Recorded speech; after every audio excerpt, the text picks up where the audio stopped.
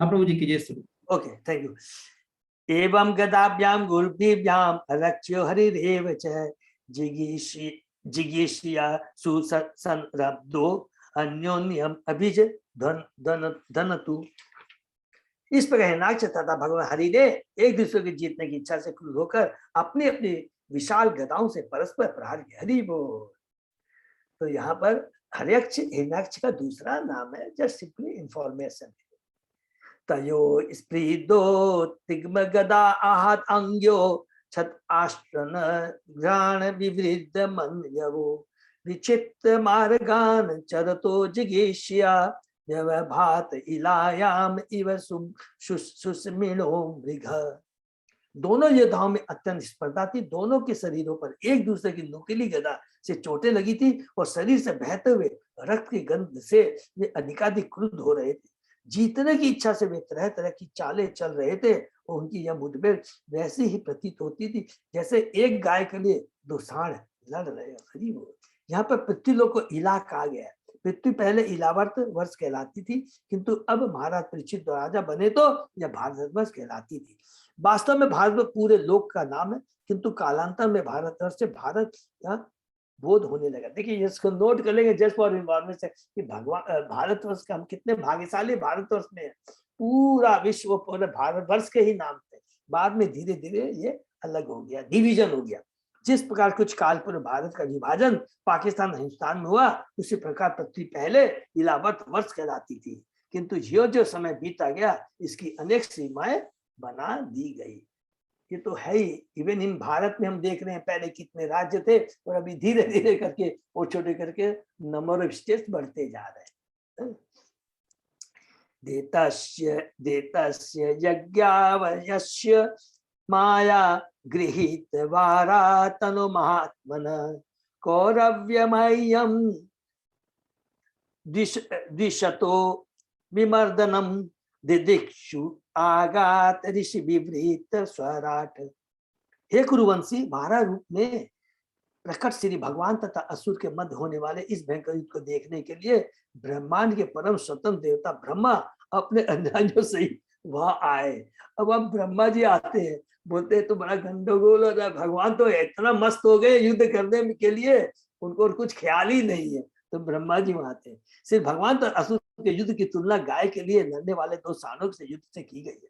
पृथ्वीलोक को भी गो अर्थात गाय कहा जाता है। जिस प्रकार गाय से प्रसन्न करने के लिए दो सांड परस्पर लड़ते हैं, उसी प्रकार इस पृथ्वी पर आधिपत्य जमाने के लिए असुर तथा परमेश्वर या उनके प्रतिनिधियों के मध्य अनवरत संग्राम चलता रहता है। बहुत सुंदर उपमा है। हरि बोल। हमें यह नहीं सोचना चाहिए कि भगवान का शरीर सामान्य सूकर का था। ये कोई भी रूप धारण कर सकते हैं और वे इन रूपों में निरंतर युक्त रहते हैं। उन्हीं से सारे रूपों का उदय हुआ है। उनके शरीर को सामान्य सूकर नहीं मानना चाहिए। उनका शरीर वास्तव में यज्ञ से पूर्ण रहता है। इसको नोट कर लेंगे। अवजानंती माम मानती, जो अवजानंती जो मूर्ख होते हैं वही भगवान के इसको रूप को देख करके साधारण उनको कभी मनुष्य मानते हैं। और ये हिरण्याक्ष उनको बोलता तू तो फंसी हुआ है, वन गोचर है, इस तरह युद्ध करते हैं। लेकिन भगवान अच्युत है, वो हमेशा भी हमने पढ़ा आप किसी रूप में भी आते हैं, उससे आपकी प्रसिद्धि घटती नहीं है, बल्कि इससे आपकी और लीला को उजागर होता है और भक्त प्रसन्न होते हैं।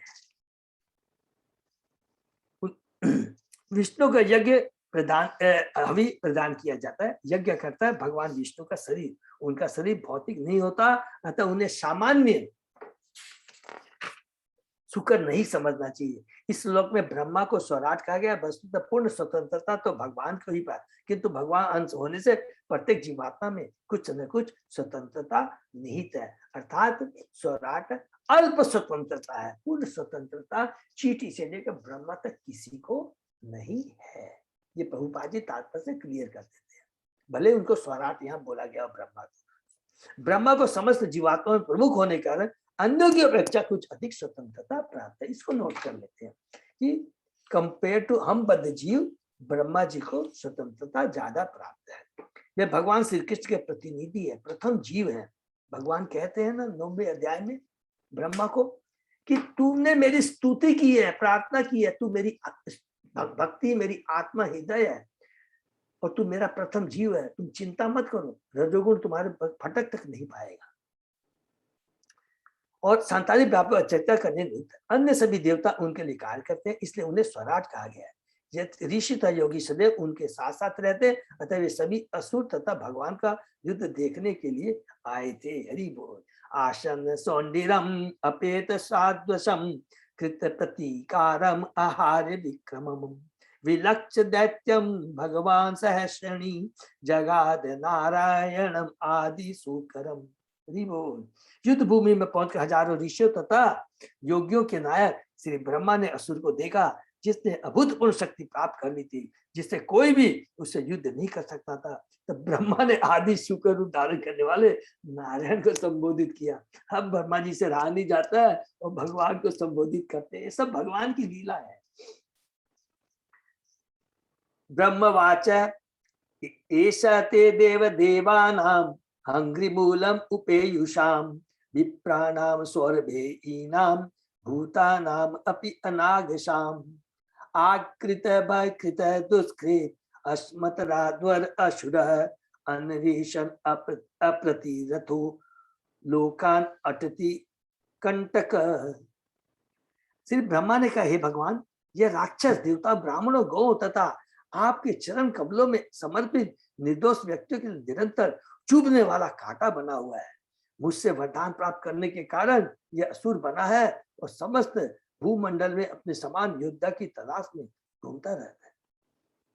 जीवात्माएं दो प्रकार की है, एक सुर अर्थात देवता कहलाती है और दूसरी सुर या दैत्य। और ये हमको याद है, जहां भी प्रश्न आता है सुर असुर का, हमको सिंपली एक ही चीज तत्व में जाना है कि जो भगवान की भक्ति करता है, भगवान से जुड़ा है, वो सुर है, और जो भगवान से जुड़ा हुआ नहीं है, कितना ही उसमें ऐश्वर्य हो, भौतिक ऐश्वर्य हो, वो असुर है। क्यों असुर है?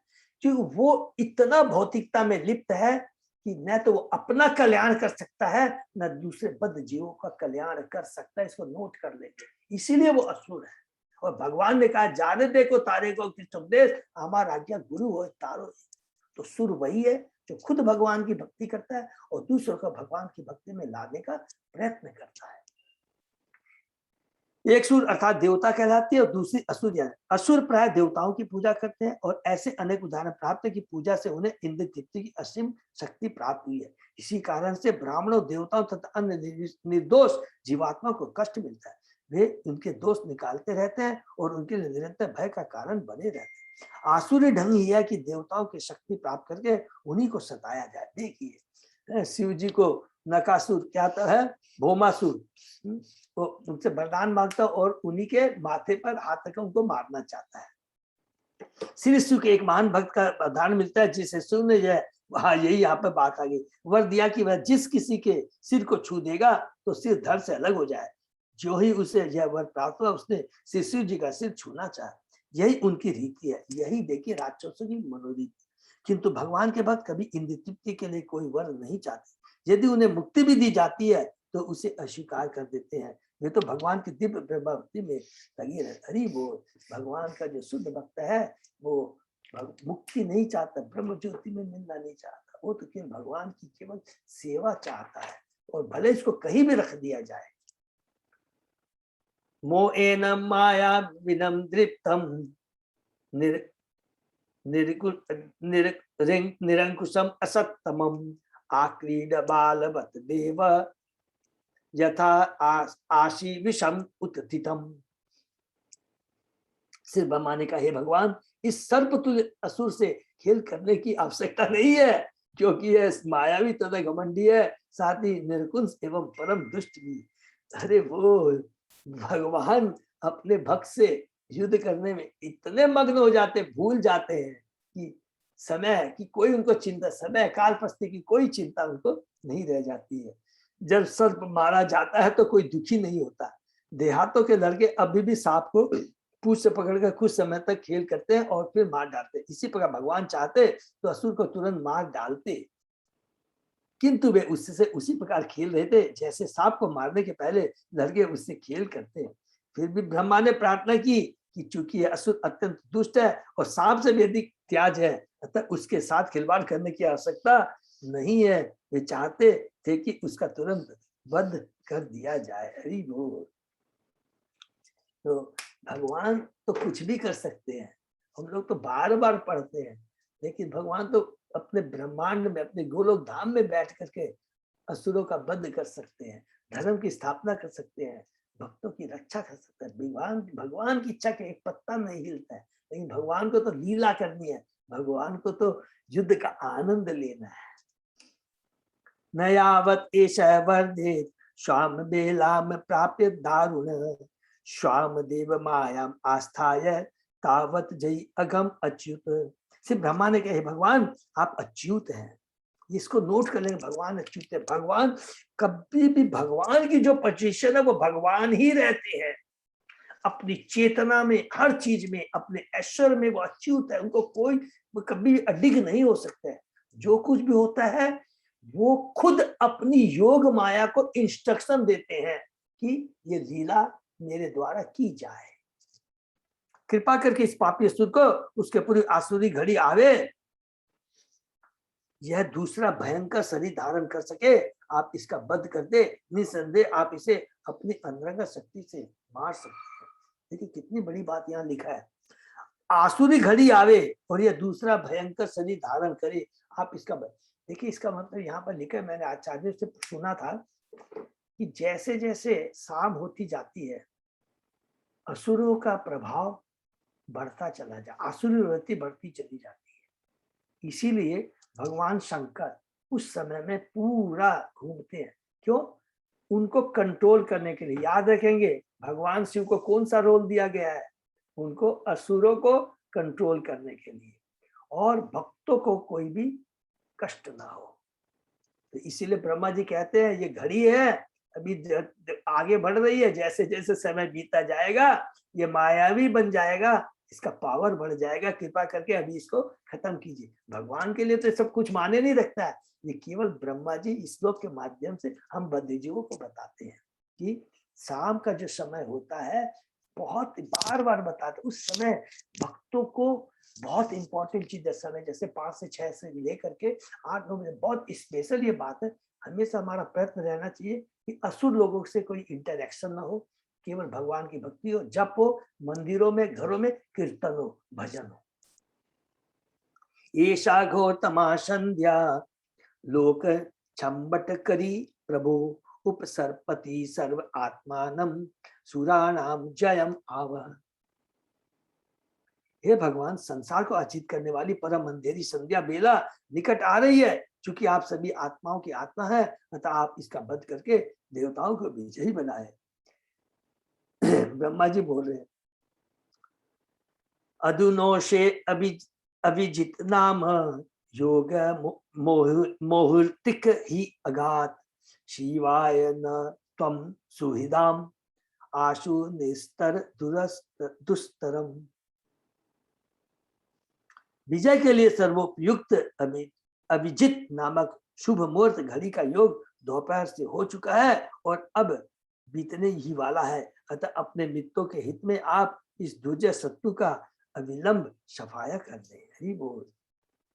दिष्ट्याताम हितम नित्यम अयम आशादित स्वयं विक्रमयो एनम मृगे हत्वा लोकान आधेहि सर्वणि। सौभाग्य से यह असुर स्वेच्छा से आपके पास आया है और आपके द्वारा इसकी मृत्यु बधी है, आप इसे अपने ढंग से युद्ध में मारिए और लोकों में शांति स्थापित कीजिए। इस प्रकार से भागवत के स्कंद के अंतर्गत भगवान बराह तथा हिनाच के मध्य युद्ध शीर्षक 18वें अध्याय का भक्ति वेदांत तात्पर्य पूर्ण हुआ। तो यहाँ पर हम लोगों ने 3 भाग में देखा कि सर्वप्रथम किस प्रकार हिरण्यक्ष भगवान को अपशब्द यूज करता है, लेकिन भगवान के कोई फर्क नहीं। वही हम लोगों को भी याद रखना है कि हमेशा जो असुर प्रवृत्ति वाले हमेशा उकसाएंगे, हमें अपशब्द यूज करेंगे, लेकिन हमको उससे प्रभावित नहीं होना, अपनी चेतना को बनाए रखना, ये बहुत इम्पोर्टेंट है। और हमारे में इतनी बड़ी कैपेसिटी नहीं है तो हमें क्या करना चाहिए? इतने हम महान नहीं है तो हमें से उनसे दूर चले जाना चाहिए, कभी भी उनसे मुंह नहीं लगना चाहिए। और भगवान जब उनको कहते हैं, जो शब्द यूज करते हैं, भगवान उसको उकसाते हैं। इसलिए उकसाते हैं, भगवान दो चीज है कि उनको मालूम है असुर की जो मनोवृत्ति कैसी होती है, और उसको मारना है। मारना का मतलब है उसकी आसुरी प्रवृत्ति को मारना है, ये हमेशा याद है।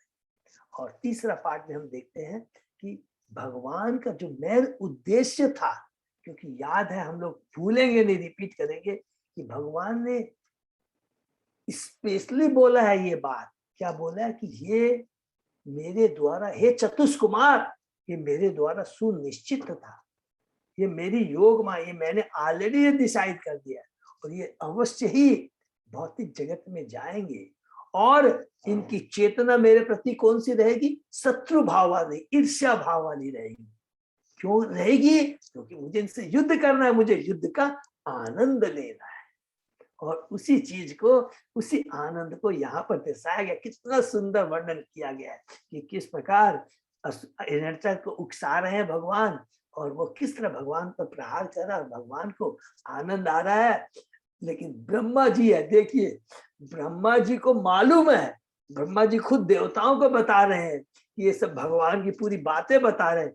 लेकिन क्या है, जब ब्रह्मा जी भी ये चीज देख रहे हैं तो वो भी भ्रमित हो जा रहे हैं। अरे भगवान आप क्या कर रहे हैं? उनको भी लग रहा सच में भगवान ये क्या कर रहे हैं, ये देख के भगवान की लीला है। तो भगवान की लीला को कोई समझ नहीं सकता। हमको मालूम है ये चीज है, लेकिन भगवान इतने बड़े कलाकार हैं, इतना सुंदर वातावरण कर देते हैं कि वो जो आदान लीला हो रही है वो वास्तव में लग रही है कि अरे भगवान आप क्या कर रहे हैं, असुर को इतना प्रोत्साहन क्यों दे रहे हैं? अरे भगवान आप तो चाहे तो 1 मिनट में मार सकते हैं, लेकिन इतना क्यों समय बिता रहे हैं? तो ब्रह्मा जी ये भगवान को बता रहे हैं।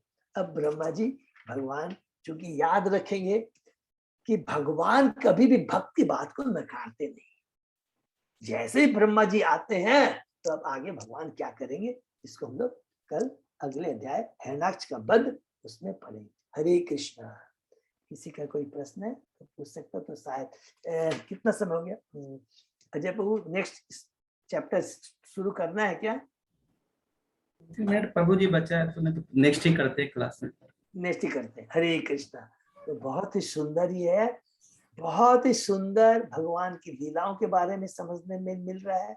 और भगवान बार बार जो आसुरी प्रवृत्ति होती है, हम बद्धजीवों के लिए बार बार ये इंडिकेट करते हैं कि प्रभुपाद जी तात्पर्य वहां से बताते हैं कि आसुरी प्रवृत्ति वाले लोगों से हमें बचना चाहिए, कभी भी उनसे प्रभावित नहीं होना चाहिए।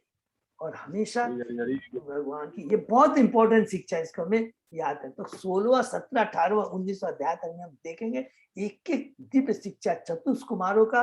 तो भगवान के बीच में देखिए जो वार्तालाप होती है कितनी महान है।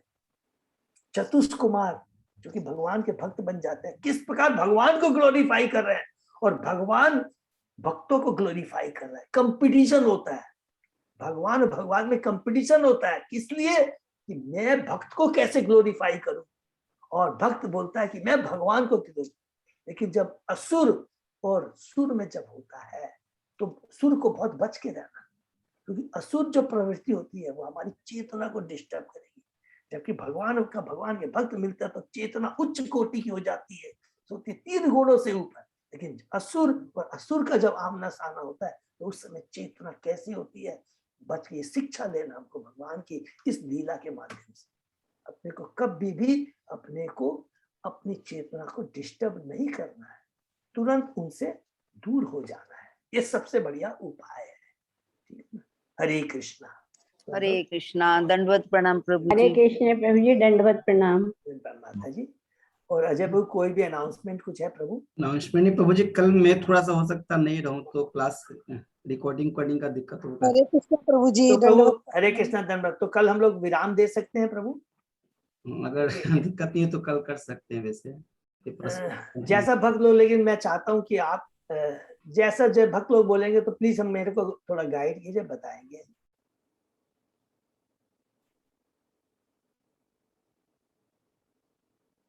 हरे कृष्णा प्रभु जी क्लास तो ले हरे कृष्णा लीजिए। प्रभु जी। रिकॉर्डिंग क्लास होना चाहिए भविष्य के लिए।